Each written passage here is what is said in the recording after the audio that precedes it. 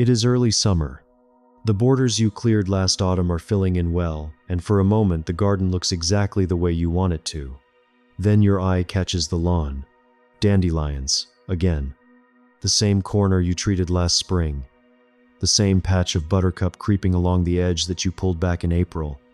You dealt with them. You know you did. And yet here they are. Here is what nobody tells you when they hand you a bottle of weed killer. Killing a weed does not stop a weed. It creates a vacancy. And in any patch of soil where the conditions favor a particular plant, nature fills that vacancy within weeks, sometimes days. The weed was never the problem. The weed is a symptom of something happening in your soil, something that plant is actively responding to. Until you address that, you will be managing the same plants in the same spots for the rest of your gardening life. In this video, I am going to show you a different way to think about weed control. Not which product to use or how to pull them most efficiently, but why specific weeds are growing in specific places, and what that tells you about what your soil actually needs. We will go through the most common problem weeds one by one and what each of them is indicating. Then we will cover what to actually do to change those conditions. And at the end, one approach that makes your ground progressively less hospitable to weeds year on year without any ongoing chemical input. Part 1. What your weeds are trying to tell you. The idea that weeds are indicators of soil conditions is well established in horticulture. Different species thrive in different environments, and when a weed appears repeatedly in the same spot, it is usually because that spot offers exactly the conditions that plant prefers. Understanding what those conditions are is the first step toward changing them permanently. Dandelions are the most instructive example. You will find heavy dandelion populations in compacted soil lawns that have taken heavy foot traffic, beds that have been walked on, areas next to paths and driveways. The dandelion's taproot, which can reach 30 centimeters or more into the ground, is physically adapted to penetrate hard, dense soil that grass roots struggle to move through. The dandelion is not invading your lawn. It is colonizing a niche your grass cannot compete in because the soil beneath it is too compacted. Compact the soil and the dandelions will keep returning, because the conditions that favor them have not changed. Creeping buttercup tells a different story. This plant ranunculus repens spreads aggressively by surface runners, and it almost always indicates poor drainage and waterlogging. It is exceptionally tolerant of low oxygen conditions in the root zone that most other plants, including grass, find hostile. If you have a persistent patch of creeping buttercup, particularly in a low-lying area or near a downpipe, the soil beneath it is almost certainly staying wet for too long after rainfall. Pulling or killing it will clear the patch temporarily, but unless the drainage improves, it will return, because the waterlogged conditions it prefers are still there. Clover appearing in a lawn is one of the clearest signs of low soil nitrogen. Clover is a legume. It fixes atmospheric nitrogen through a symbiotic relationship with rhizobium bacteria in its root nodules, which means it can grow successfully in soils where nitrogen levels are too low to support dense, competitive grass. When clover spreads, your grass is not losing to the clover. Your grass is struggling for a nutrient reason, and the clover is filling the space that creates. Chickweed and annual meadowgrass are the bare soil specialists.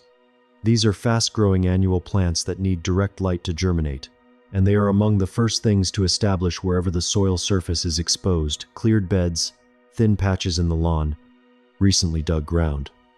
If you have a recurring annual weed problem in the same area year after year, bare soil is the common factor. The solution is not to keep clearing them. It is to ensure the soil is never bare. One note on regional variation. The species I have described are common across most temperate climates, broadly zones 5 through 8 inches North America, and across the UK and Northern Europe. If you are gardening in a significantly warmer or drier climate, your indicator species will be different. Spurge and purslane, for example, tend to signal compaction and heat stress in drier zones. The principle holds everywhere.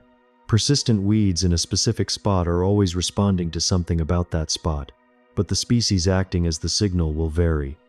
If you are unsure which weeds are indicators in your region, your local agricultural extension service is the best source of reliable, climate-specific information. Part 2. Fixing the conditions. Once you know what your weeds are indicating, you have something specific to work with. For compaction, the underlying condition behind persistent dandelions and plantain, the solution is aeration. On a lawn, this means pushing a garden fork into the soil every 10 to 15 centimeters across the affected area and gently rocking it to open the structure. This costs nothing if you have a fork and takes around 1 hour for an average-sized lawn. If the compaction is severe, a hollow tine aerator removes small plugs of soil and relieves it more effectively.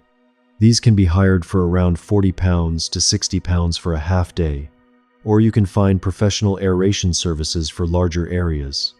After aerating, apply a thin top dressing of sharp sand mixed with compost at around 3 to 4 millimeters across the surface and brush it into the holes. This improves drainage, introduces organic matter, and over time builds a soil structure that grass roots can penetrate easily and that suits compaction-tolerant weeds far less. For waterlogging, the condition behind creeping buttercup and, in more extreme cases, rushes and sedges, aeration is a useful first step but rarely sufficient on its own. Persistent waterlogging usually requires a drainage solution. A simple French drain, a trench filled with gravel, leading water away from the low point, is the most reliable fix for a defined wet area.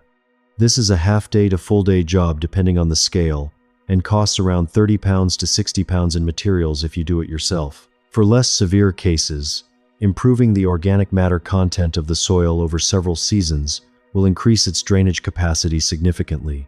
Regularly incorporating well-rotted compost builds the fungal networks and biological activity that create the aggregated soil structure, allowing water to drain through rather than pool.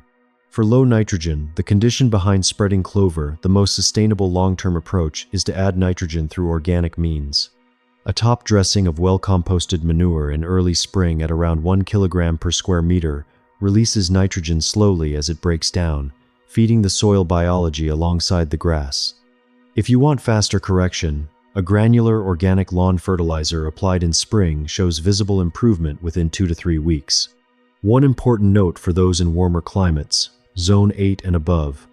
Applying nitrogen in the heat of summer stresses warm-season grasses differently from cool-season varieties. Apply in spring or early autumn when soil temperatures support active uptake. If you are unsure of the timing for your specific grass type, check with your local extension service before applying. For bare soil, the condition behind chickweed, annual meadowgrass, and most fast-cycling annual weeds, the answer is to cover it. In beds, a layer of organic mulch at 5 to 7 centimeters wood chip, composted bark, or straw blocks the light that annual weed seeds require to germinate. In the lawn, the approach is to improve grass density so there is simply no bare soil for weed seeds to reach. Raise your mowing height to 7 to 10 centimeters. At that height, the grass canopy becomes dense enough to shade the soil's surface. Weed seeds land on top but cannot germinate in the dark beneath. Most people cut their lawns far too short, which creates exactly the open, light-filled conditions that fast-germinating annual weeds need. Part 3. Making the conditions permanently inhospitable. Everything in this video is aimed at shifting the balance, not winning a single battle against the weeds that are there now, but changing the soil and growing conditions so the ground no longer suits them. Healthy, dense grass in well-structured, biologically active soil is the most effective long-term weed suppression there is. No spray, no pulling regime, no amount of reactive management produces the same result as soil that grass genuinely thrives in. This takes time. Expect 2 to 3 growing seasons before you see significant reduction in weed pressure. But it is also the only approach that compounds. Each year, the soil biology deepens, the grass thickens, and the weed pressure decreases without additional effort or cost. Now, once you begin addressing these underlying conditions, you will likely find the current weeds dying back on their own or becoming far easier to clear. But they will leave something behind, bare patches. Thin areas where the soil has been exposed, and where the next wave of annual weeds will move in within weeks if you leave them open. Getting grass re-established in those patches quickly before the weeds do is the critical next step. That is exactly what we are covering in the next video. How to overseed bare and thin areas so your grass fills back in fast and permanently shuts the door on whatever was there before. Subscribe so you do not miss it.